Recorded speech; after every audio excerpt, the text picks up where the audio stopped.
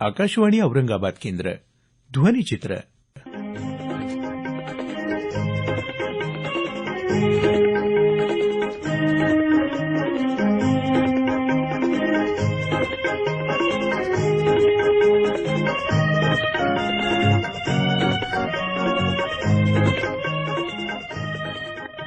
माजी केंद्रीय कृषी मंत्री खासदार शरद पवार यांच्या संसदीय कारकिर्दीला नुकतीच 50 वर्ष पूर्ण झाली.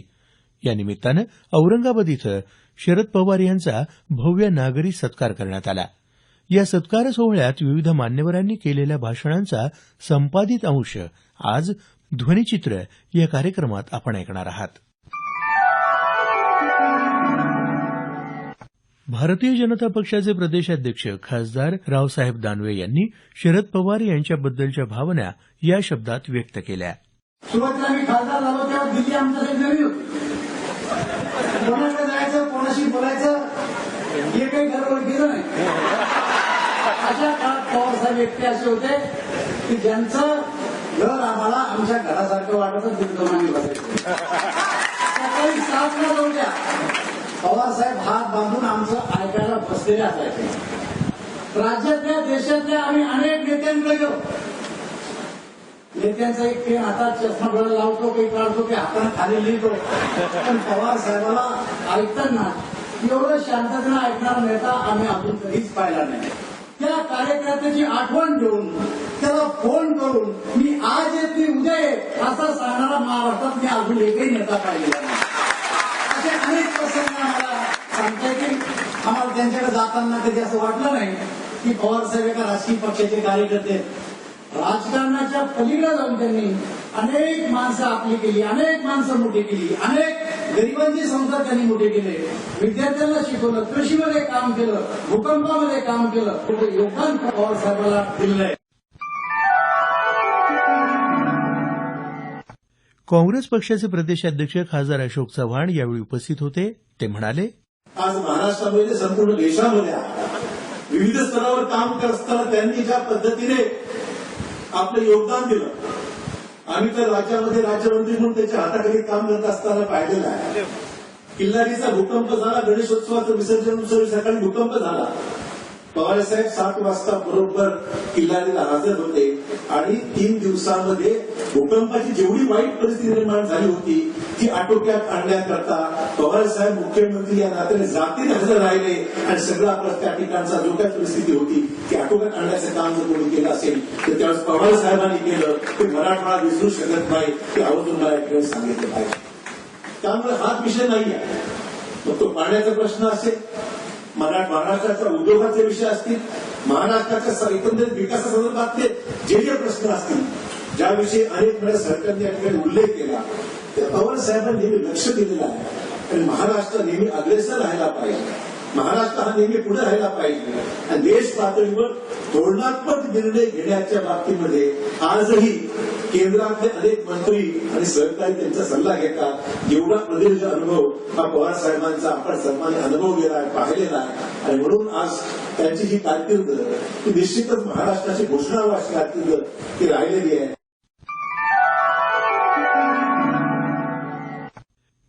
विधानसभेचे अध्यक्ष हरिभाऊ बागडे यांनी आपलं मनोगत या शब्दात व्यक्त केलं. सगळा महाराष्ट्र तळ हाताच्या रेषेत सारखा पाहणारा दुसरा कुठलाही नेता नाही, ते केवळ एकमेव शरद पवार साहेब आहेत. कारण सारा महाराष्ट्र तळ हाताच्या रेषेसारखा दिसतोय. नुसतं महाराष्ट्र पाहताय तर ठिकठिकाणचे त्यांच्या पक्षाचे कार्यकर्ते, त्यांच्या पक्षात नसलेले कार्यकर्ते, कोणकोणत्या गावामध्ये कोणकोणत्या पक्षामध्ये काम करणाऱ्या कार्यकर्त्याची जास्तीत जास्त नावं माहिती असलेले, पाठ असलेले तर महाराष्ट्रामध्ये एकमेव नेते म्हणावे लागतील ते शरदचंद्रजी पवार. कारण इतकी साऱ्या महाराष्ट्राची त्यांना माहिती आहे. लोकसभेचे माजी अध्यक्ष तथा माजी राज्यपाल शिवराज पाटील चाकूरकर यांनी या शब्दात पवार यांच्या कार्याचा गौरव केला. शरदरावजींचं जे व्यक्तिमत्व आहे, त्यांचे जे आपल्या प्रांतातील आपल्या देशातील लोकांचे जे संबंध आहेत आपुलकीचे आणि ज्या पद्धतीने त्यांनी व्यक्ती म्हणून तरुण राजकीय नेते म्हणून अनुभवी राजकीय नेते म्हणून महाराष्ट्रामध्ये आणि आपल्या देशामध्ये कामगिरी केलेली आहे. त्याच्यामुळं एवढी संख्या या ठिकाणी जमलेली आहे. केंद्रीय परिवहन मंत्री नितीन गडकरी यांच्या हस्ते शरद पवार यांचा सन्मान करण्यात आला. आपल्या भाषणात नितीन गडकरी यांनी पवार यांच्या कारकिर्दीचा या शब्दात आढावा घेतला. पवार साहेबांपासून या 50 वर्षाच्या कारकिर्दीतून माझ्यासारख्या आणि तुमच्यासारख्या तरुण पिढीच्या लोकांना काय शिकण्यासारखं आहे ते जर आपल्याला समजलं तर मग आपण पवार साहेबांचा हा 50 वर्षाच्या कार्याचा गौरव केला, या कार्यक्रमाचा तो उपयोग झाला असं म्हणता येईल. काही नेते असे असतात की जे कुठल्याही पदावर गेल्यानंतर त्या नेत्यांची प्रतिष्ठा आणि सन्मान वाढतो आणि काही नेते असे असतात जेव्हा ते मोठ्या पदावर जातात तेव्हा त्यांच्या कार्य आणि कर्तृत्वामुळे त्या पदाची प्रतिष्ठा वाढते. पवार साहेबांना जी काम करण्याची संधी मिळाली त्या संधीतून नेहमी त्यांनी त्या पदाची प्रतिष्ठा वाढवली आणि ही पदाची प्रतिष्ठा वाढवत असताना राजकारण, समाजकारण, राष्ट्रकारण, विकासकारण, कृषी क्षेत्र, ग्रामीण क्षेत्र, उद्योग क्षेत्र, सामाजिक सद्भाव, सामाजिक न्याय आणि आर्थिक ग्लोबल नीतीपासून तर गावाच्या विकासापर्यंतचं चिंतन याचे अनेक उदाहरणं त्यांच्या प्रत्यक्ष व्यवहारातून पाहायला मिळाले. मी जेव्हा नागपूर विद्यापीठाचा विद्यार्थी नेता म्हणून 21 वर्षाचा असताना लॉ कॉलेजमध्ये तृतीय वर्षाला शिकत होतो त्यावेळी पवार साहेब महाराष्ट्राचे मुख्यमंत्री होते. आज स्वातंत्र्य म्हणून 70 वर्षापेक्षा जास्त काळ निघून गेलेला. पवार साहेबांसारखे नेते यांचं वैशिष्ट्य हे आहे की काळाच्या ओघामध्ये आपल्या आर्थिक चिंतनातून देशाला कशाची आवश्यकता आहे याच्या चौकटीच्या बाहेर जाऊन त्यांनी नेहमी विचार केला. आम्ही लोक आपापल्या विचारधारेवर बोलत असतो कारण ते क्रमापात आणि पक्ष म्हणून त्याचं बंधन असतं. पण पवार साहेबांचा विशेष काही होती की जरी ते समाजवादी विचार आणि समाजवादी पार्टी हे सगळं बोलत असले तरी त्यांनी आर्थिक निर्णय करत असताना त्यांच्यामध्ये मुक्त आर्थिक व्यवस्थेच्या आधारावर समाजातला गाव, गरीब, मजदूर आणि शेतकरी याचं कल्याण करणारी आर्थिक नीती कोणती आवश्यकता आहे त्याच्याप्रमाणे त्यांनी सातत्याने निर्णय घेतले. आणि म्हणून मला थोडंसं जे अर्थशास्त्र समजलं त्यावेळी पवार साहेबांनी नेहमी विकासाचं राजकारण केलं. ज्यावेळी मनोहर जोशींकडे मिटिंग झाली एक्सप्रेस हायवे करता तेव्हा पवार साहेबांनी सांगितलं की त्या शेतकऱ्यांचे प्रश्न सुटले पाहिजे. मला टेन्शन होतं की आज पवार साहेब काय भूमिका घेतात, एक्सप्रेस हायवे बांधता येईल की बांधता येणार नाही. त्यावेळी कृष्णराव बेगडे म्हणून आमदार होते विधान परिषदेमध्ये आणि त्यांनी पहिलं भाषण केलं आणि शेतकऱ्यांना 10 लाख रुपये एकर त्यावेळी मिळाले पाहिजे अशी भूमिका मांडली. आता 10 लाख रुपये एकर त्यावेळी दिले तर हायवेची किंमत बांधण्यास शक्य नव्हती. पवार साहेबांनी त्याला थांबवून सांगितलं तिथे मला पवार साहेब सगळ्यात ओळखायला मिळाले. त्यांनी सांगितलं कृष्णराव शेतकऱ्यांच्या जमिनीचा योग्य मोबदलाही मिळाला पाहिजे आणि महाराष्ट्राच्या विकासाकरता एक्सप्रेस हायवे पण झाला पाहिजे. या दोघांचाही मार्ग आपल्याला काढायचा आहे हे मांडणारा पहिला त्यांचा विचार परिचयाची ओळख करायला आली. आणि म्हणून त्यांनी वेळोवेळी जे निर्णय घेतले ते लोकाभिमुख होते. आर्थिक विचारावर कोणाची छाप नव्हती.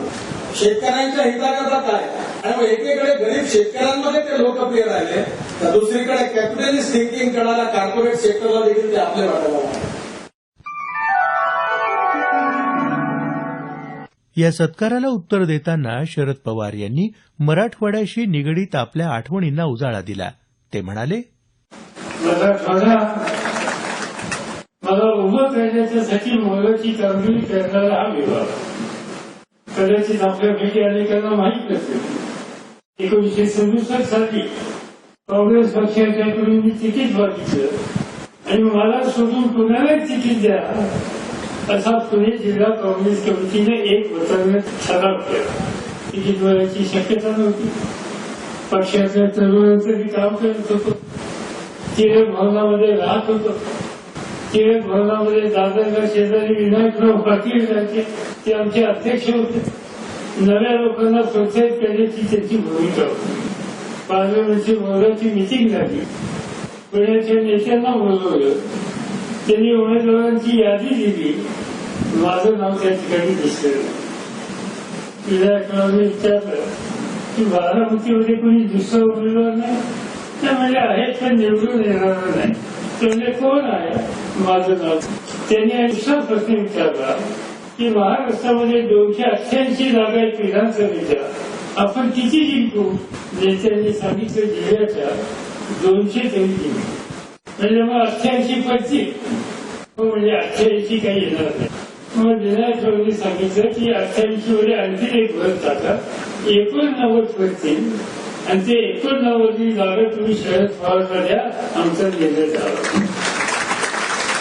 मी महाराष्ट्राच्या विधानसभेमध्ये येऊ शकलो याच्या पाठीशी यशवंतराव चव्हाण आणि विनायकराव पाटील यांची शक्ती माझ्या पाठीशी उभी राहिली.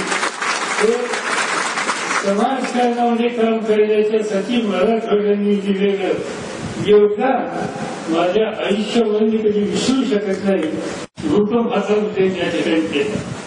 मला आठवत आहे की त्या दिवशी गणपती विसर्जनाचा शेवटचा दिवस होता आणि नेमकं त्या दिवशी गणपती विसर्जनात माझा गणपती फुलं का दुसरा फुलं याच्यावर परभणीत भांडण झालं. 3:30 पावणे 4 वाजता मला कलेक्टरचा फोन आला की परभणीचं विसर्जन झालं. मी झोपायला गेलो. मुख्यमंत्र्यांची जी निवासाची खोली होती त्याला 4 बाजूनं काचेचं दरवाजे होते आणि 4च्या सुमाराला ते सगळ्या काचा अशा खळखळ हलल्या. माझ्या लक्षात बहुतेक भूकंप असतो. मी फोन उचलला आणि कोयनेला फोन केला. त्यामध्ये इथं काही नाही. म्हणजे मग भूकंप झाला. त्यांनी सांगितलं की इपिसेंटर खिलारी गाव लातूरच्या जवळ आहे. लगेच मी अधिकाऱ्यांना उठवलं आणि सांगितलं की लातूरला जायचं. सकाळी 7:30 वाजता मी लातूरला पोहोचलो. तिथून खिलारीला गेलो. अनेकांची प्रेत पडली, गजब पडलेली. अनेक जणांचे कुणाचे हात गेले, कुणाचे पाय गेले, कुणाच्या डोक्यावर जखम झाली. लोक मिळतात, कोण करतंय, बाकी मुलं तडफत आहे. जोरजोर पाऊस. असं भयानक चित्र माझ्या आयुष्यात कधी पाहायला मिळालं. तातडीने काय करायची गरज नाही. अनेक गावं बघितली, सगळीकडे ही स्थिती. तर गेलो सोलापूरला आणि मुख्य सचिव बाकीच्या सगळ्या अधिकाऱ्यांना सांगितलं की असे नसेल सगळी सरकारची साधनं की या जिल्ह्यामध्ये लातूरला पाठवा. माझ्या विलासराव देशमुख पदवचित होते आणि पुन्हा एकदा हा जिल्हा सावरायचा आहे. हा माणूस सावरायचा. घराला पत्रे नव्हते, वारसे नव्हते, सिमेंट नव्हते. अधिकाऱ्यांनी सांगितलं की चेंजर करायला पाहिजे. चेंजर फिंजर काही नाही. ज्या दुकानात माल असेल तिथला माल घ्या, ट्रक मध्ये भरा, इथं पाठवून द्या आणि अन्नाची व्यवस्था पुढचे 2-3 महिने करता येईल तेवढं धान्य या ठिकाणी पाठवा आणि स्वयंपाक करण्याची व्यवस्था सुद्धा करा. मला केंद्र बघायचं नाही, काही म्हटलं नाही. म्हणजे चौकशी झाली तो मुख्यमंत्र्याचा आदेश होता म्हणून मी हे केलं. माझ्या नाव टाकला. कुठं जायचं तिथं मी जाईल, पण या संकटग्रस्त माणसाला सोडायचं. मला आनंद की महाराष्ट्राच्या मराठवाड्याच्या वेगवेगळ्या जिल्ह्याच्या लोकांनी त्या संकटाच्या काळामध्ये आपल्या घरात संकट आहे या पद्धतीची भूमिका मांडली आणि त्या संकटग्रस्ताला बाहेर काढण्याच्या संबंधीचे प्रयत्न. एवढी मोठी आपत्ती असताना सुद्धा लोक स्वतःचं संकट विसरले आणि संकटग्रस्तांच्या मदतीच्यासाठी उभे राहिले. हा मनाचा मोठेपणा हा मराठवाड्यामध्ये बघायला मिळतो. हा अनुभव माझ्यासाठी नामांतर झालं, एक मतानी झालं आणि संध्याकाळी रिपोर्ट आला की जंगली सुरू. मी आणि SNBC दुसऱ्या दिवशी आलो. आम्हाला विद्यार्थ्यांनी जोड्याच्या मारा, SN सारख्या नेत्याला जोड्याची मार. SN म्हणजे काही नाही, शांतपणानं लोकांचं ऐकून घेतलं. तात्पुरता निर्णय थांबवला. पुन्हा मुख्यमंत्री व्हायची संधी मिळाल्याच्या नंतर त्याच विद्यार्थ्यांना एकत्रित केलं आणि त्यांच्या संमतीनं नाम विस्तार केला. मराठवाडा नाव घेऊन या नामांतराचा नाम विस्तार केला. ध्वनिचित्राचा हा कार्यक्रम आकाशवाणी औरंगाबाद केंद्राच्या प्रादेशिक वृत्त विभागानं सादर केला. सादरकर्ते रमेश जायभाय, निर्मिती सहाय्य सचिन आंबेकर आणि रविकुमार कांबळे.